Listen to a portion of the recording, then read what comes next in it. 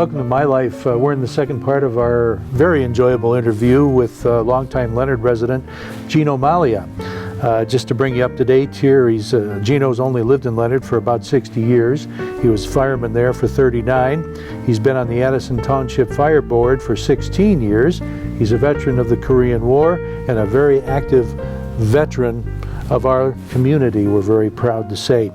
When we last were talking, you were speaking of how you actually got to know your family in Sicily very well. You've made several trips there, and you were describing the countryside over there and how much you loved it over there. Oh, it's a beautiful place. It's subtropical, basically. You know, it's nice weather.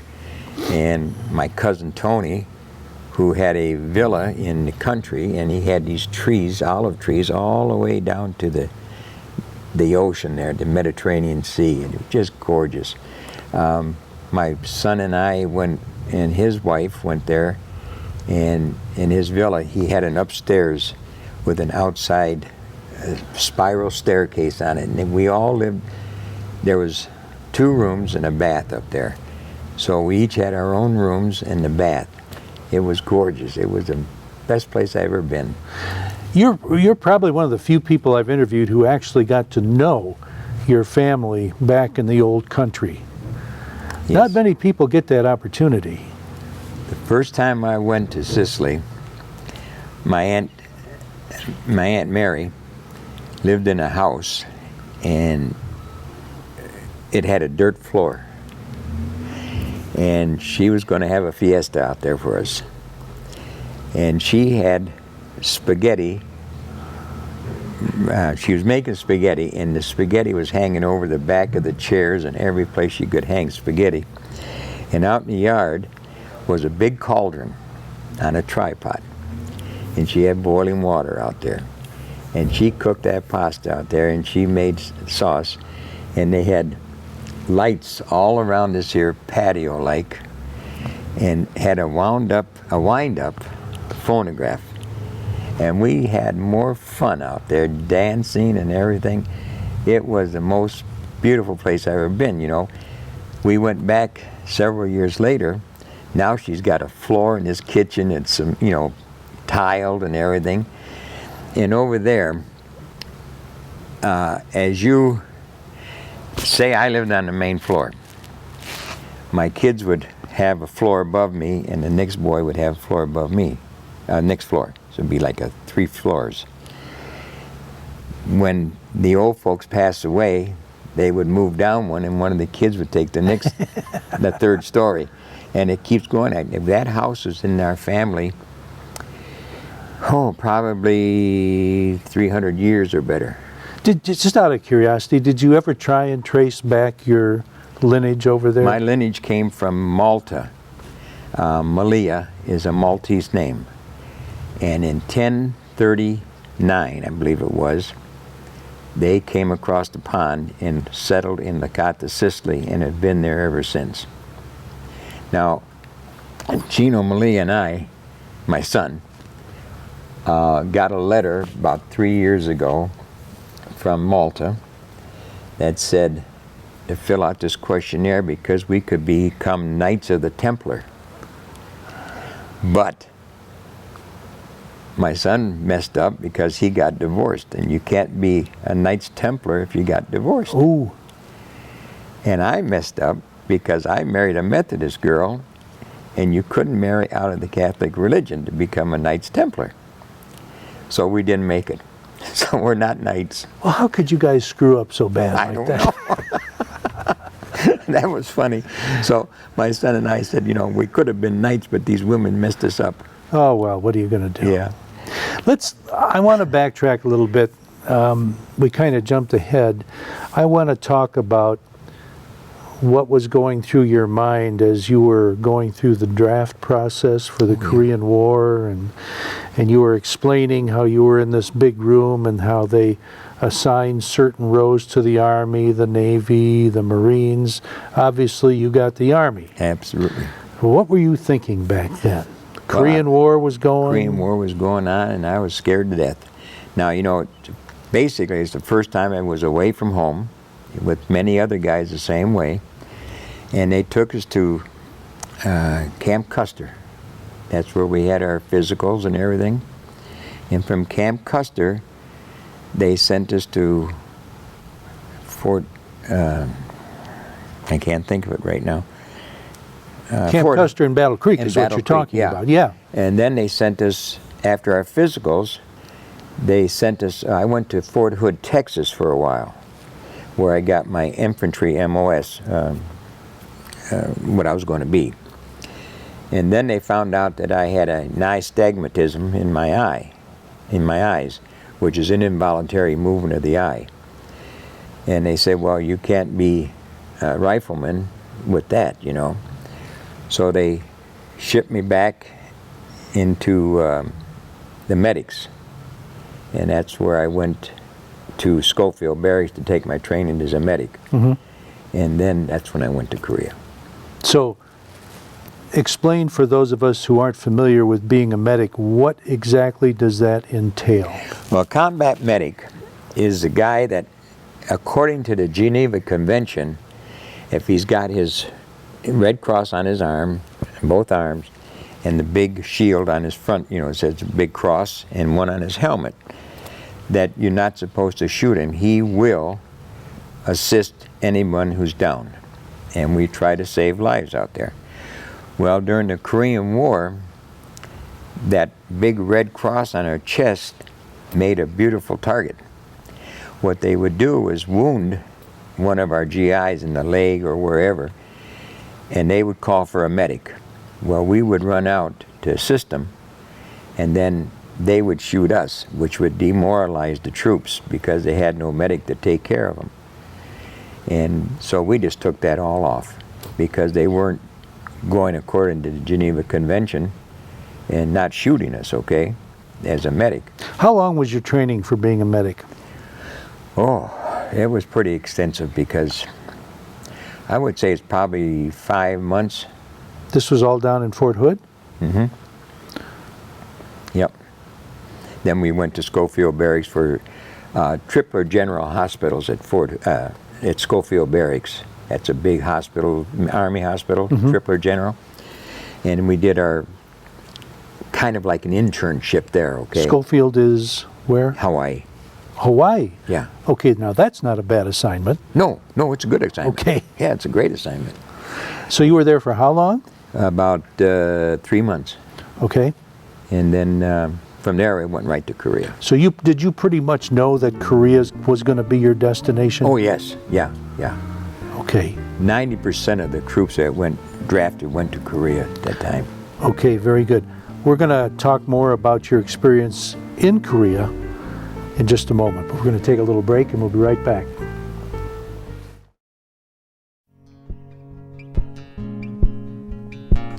Canine Stray Rescue is Oxford's own local dog rescue. Each year they take in hundreds of dogs and bring them into suitable homes.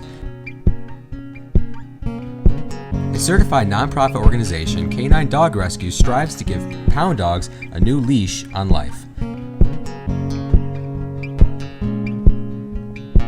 To donate, adopt, or even volunteer, call them at 248-628-0435 or go to their website, dogsaver.org, and click on the Canine Stray Rescue League link.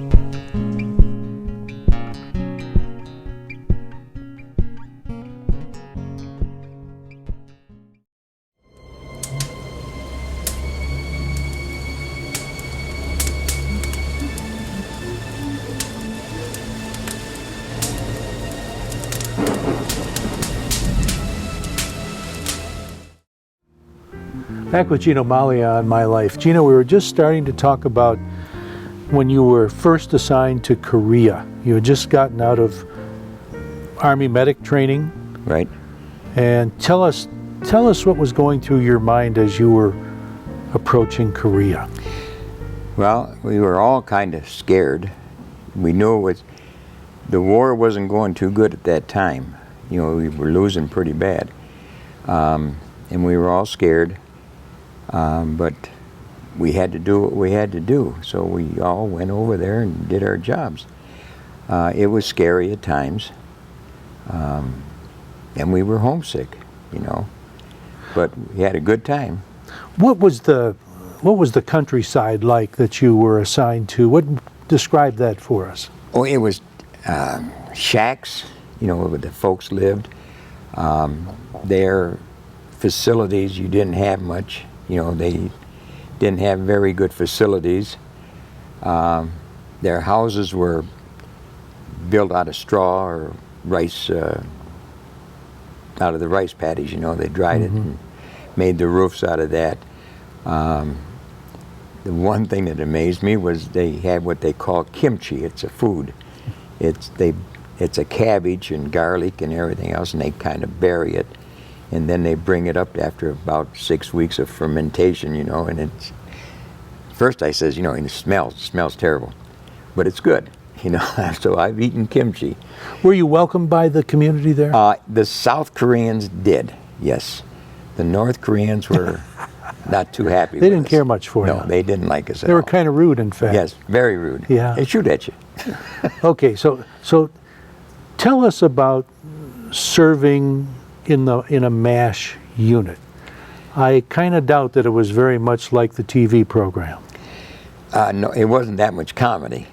You know, our wounded would come in, and the doctors and the nurses and we aides would take them off the jeeps and take them into the OR or operating room, whatever you want to call it, and the doctors would patch them up as best we could, and we'd take care of them. We'd have, you know, all of our hospital facilities were all tents, and they were cots inside the tents. Not a very nice place, but we saved a lot of lives in there. You know, the old docs and nurses, and we were all one big family. And I would guess you would have to be. You shared a lot of emotions doing something Many like that. emotions. I remember one time over in Korea, this one person come in, and you know, you put a mirror under their nose to see if they're breathing sometimes, and you check their pulse. And they declared him dead, so they were going to take the cornea out of his eye for another guy that got his eye screwed up in the war, and take the cornea out. So my buddy and I, we had to take him from where he passed away, we thought, to the EENT clinic, ears, eyes, nose, and throat. And we run him across the area and put him on the table for the doctor to come in to take the cornea. And the guy blinked his eye. And the doc says, he's not dead. So we put him on the cot to take him back.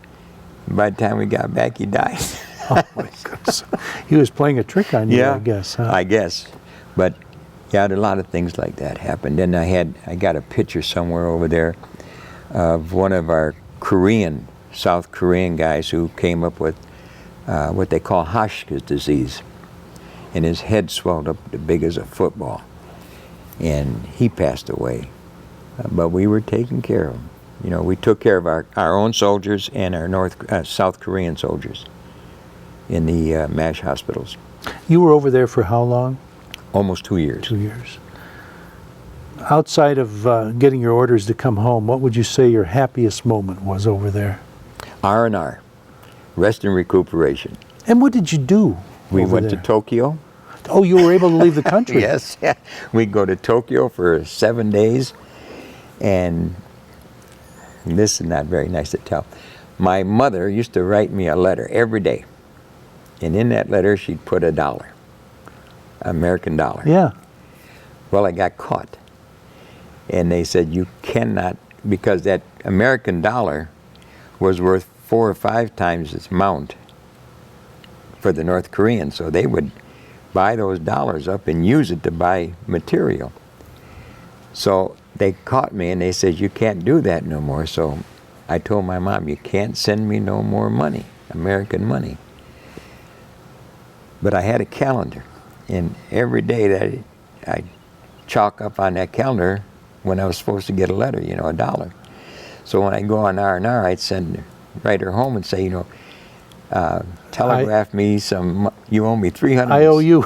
You owe me $180 so I can go on R&R, send it to Tokyo at such a place, you know, and I'll pick it up there. Yeah. How did you find Tokyo? I mean, now this was just a few years after World War II. Were they just reconstructing over there, or? Yes, they were. They were reconstructing. The war, Hiroshima, happened at the beginning of 1945 when they dropped the atomic bomb on Hiroshima and Nagasaki, and they were under construction, but Tokyo was in pretty good shape. A lot of places to go to, you know, a lot of entertainment there. Found it pretty interesting. I'm sure you did. Yeah, but I did see where in Nagasaki, where the atomic bomb hit, where there was the imprint of a guy that melted right into the cement, just an outline of one. Was there any concern of radiation exposure or anything like that when you were there? Not in Tokyo, but around Nagasaki and Hiroshima there was, yes. Yeah. Yeah. I see. So as you got close to the end of your tour, what was going through your mind about what you wanted to do when you got home, outside of have a big party? Well, I come home and I went to Fort Sheridan in Chicago. That's where was the Repo Depot where you get discharged from. And they would give you bad details. I mean, like KP, which is kitchen police, cleaning pots and pans, peeling potatoes. And I says, you know, and you had cadre there that had never been overseas or stateside boys, and they were giving you orders, and I'm saying, I'm not taking no orders from these guys. So my mother knew I was in Fort Sheridan. She said, well, you got Uncle Eddie Myers is at Fort Sheridan. I says, he is? Yeah, I says, what's he doing there? She says, he's in quartermaster. What's? So he was in the service? My Uncle Eddie, yeah. Yeah, okay. Yeah. He was the sergeant major over quartermaster. So I went to him and I says, I reported in and I says, I'm your nephew, Geno Mallia. Well, he was all happy, you know. He now, says, I'm sure everybody's wondering what's going to happen next, but we got to take a break right now. So folks, hold your breath and don't go away. We'll be right back. Don't miss what's going on in your local government meetings. Watch Elgin Nichols and Dave Kinney on Minutes by Minute. Airs Monday through Friday, 7 a.m., 11:30 a.m., and 11:30 p.m., where they add a touch of humor to local politics.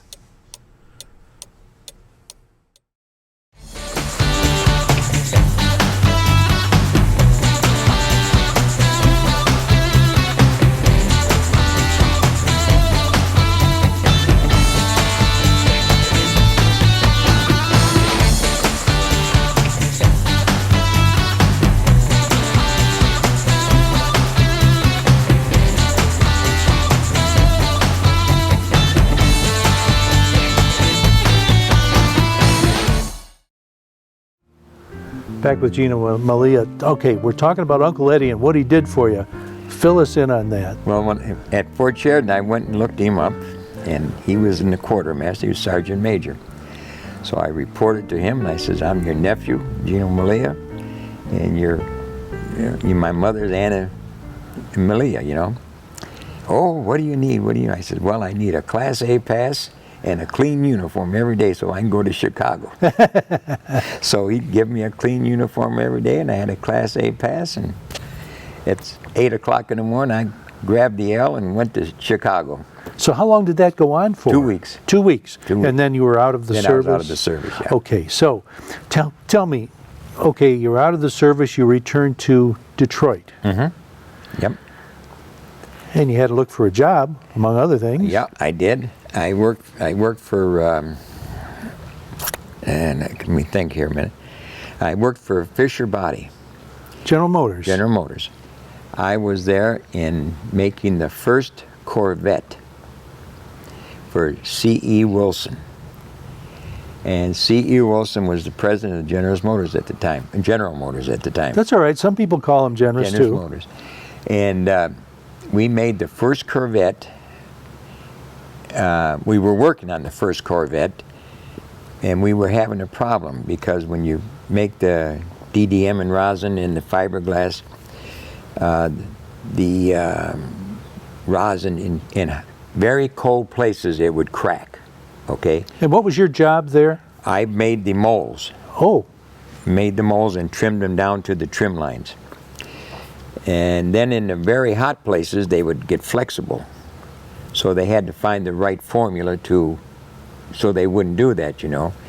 And they finally found it, and we made the first Corvette there. And then C.E. Wilson's daughter was getting married, and they made a special one for her.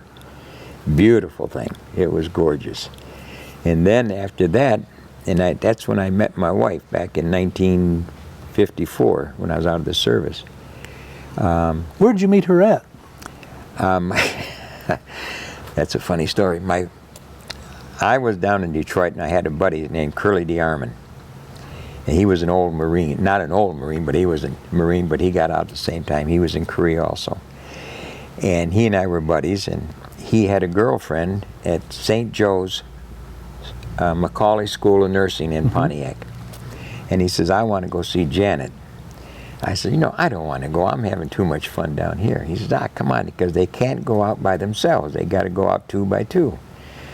So I says, okay, I'll take you down there. So we went down, and I said, Curly, I said, you know, if you get me a date with something that's not very good, I said, it's coffee to go with Ted's trailer there, and I'm going to be going back to Detroit. Well, my wife didn't want to go out, but she had to because Janet wanted to go out. So she'd come down in a sloppy sweater and her hair all up. Was she kind of feeling the same way? Like, yeah, I don't want to do this. So I seen that, and I said, oh, whew. I said, coffee to go. I took him down, got coffee to go, and I dropped her back off. And I didn't see Marlene for, a couple months. And then went to a party, and here she was, you know. And I said, Curly, who's the girl? He said, that's the one that you went She was and got dressed a little better this Yeah, time. a lot better, you know. And I says, whoa, wow. I said, something must have happened. So I asked her, I says, you're Marlene, huh? I said, yeah. I said, you look a whole lot different than you did before. I said, I think I'll take you home tonight. She says, not me. I'm going with them. So I says, okay. So I told Curly and Duke, and my other buddy, and Chuck, you guys just slip out, leave her here. So I says, come on, I'm going to take you home. She says, I'm not going with them. I'm going with Curly and Janet. I said, they left. I said, it's a long walk from here to Pontiac. And we was on James Cousins Highway at the time. And she got in the car. She hated me. And then I got in good with the Sister Mary Janice at the school. And she thought I was a nice Italian boy, so she was on my side. And then from there on, it was just, I kept pushing, and Marlene came about. So the good sister turned it around for you. Yeah, she turned it around for me. So how long did you guys go together before you got married? A year. Okay, very good. 54 to 55. Okay, so you were working for General Motors back then. Obviously your wife was a nurse then, right? She was getting her license. She was getting her nursing license at that time. She had to go to Lansing to do a test, and she went and did that and passed it. And So did she work at St. Joe's for a while then? Well, she worked at St. Joe's for, about a year or two after we was married. And then she went to Elmont Hospital in Elmont. And then from there, no, I take that back. We got married, and she worked at Crittenton in Detroit. Okay. And then when we moved to Leonard, she went to Elmont Hospital on Van Dyke there. Let's get back to your experience in General Motors with the Corvettes and everything. How long did you work for General Motors? I worked for on and off, I worked for General Motors for about 35 years. Long time. But when I was working for Fisher Body, I got laid off from Fisher Body. And then I went to the Herald Paper on Irwin Street in Pontiac. And I worked there for about 5 years. Then I went to Truck and Bus. And that's where I put in my 27 years. When did the fire department come into the picture? In 1955, Marlene's dad was one of the original firemen for Leonard in 1955, and he taught me getting onto the fire department. So were you like a volunteer fireman? Yes. Okay, so you Yes. could work at General Motors And still, at the same time. yes, when you're off of work, you would respond to fires if there were some. Okay, tell me about some of your various jobs with General Motors through the years. Well, I started out as a nailer on the nailing bench making motor bucks. That's where they put the motor engine on a wooden buck. Then Mr. Zielinski, he said, you can write and you can read a scale pretty good. He says, how would you like to be a scale man? I said, pays a dime more, I'll take it, you know.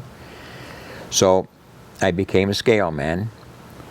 And then he says, you know, I got to lay off some people. He said, would you mind working in receiving? I said, no, I don't mind. Better job, it's cleaner. So I went to receiving. Then he was going to lay me off from there because there was a cutback. And he says, if I got you a good job at General Motors, would you stay? I says, yeah.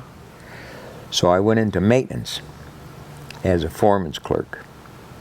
And I worked as a foreman's clerk for about, maybe 8 months, 10 months. And my boss said, Mr. Gene Beck, he says, how would you like to be a foreman? I says, be fine with me. So I became a foreman of sanitation. Yeah, it's housekeeping and all that stuff. And from there, I did that for about 3 years, on and off different shifts. And my boss came up to me and says, how would you like to be skilled trades? I said, well, you know, I'm not a skilled person, you know, I don't know all there is to know about electricity and welding and stuff like that. He says, you don't need to know that. All you need to know is get the material and keep the people working. Yeah. What year did you retire from General Motors? 1988. Okay, we're running out of time, and unfortunately we got to wrap this up. But it was right after that were you approached by Oxford Bank? After I retired, I went to the Oxford Bank about 3 months or 4 months after I retired. I got approached by Sue Hodge to become a courier. And believe it or not, you're still doing that, aren't you? I'm still doing it, yeah. And you are, did you tell me 85 years old? 85. I'll be 85 in July. So when are you going to retire? Probably when I die. Are you planning on going back to the old country again? Yes, we are. Yeah, we Wow. are. Yeah. In fact, we were just talking about taking a cruise just recently. My wife and I taking another cruise. We love cruises. I've been on all 7 continents. Wow. And been all over this world. I think I know the answer to this, but I always like to ask my guests this question. If you had it all to do over again, would you make any changes? Not me. I had a good life. Yeah. And I loved it. And I got a good wife, and she takes care of me. Well, we're proud to have you on our program. It's great to have someone as involved with the community as you, a veteran who's as active as you are, a fellow who's 85 years old and looking as great as you do. I wish I looked as good as you. Thank you so much for joining us. Well, thank you for having me. You're very welcome. And thank you for joining us too. We'll see you next time.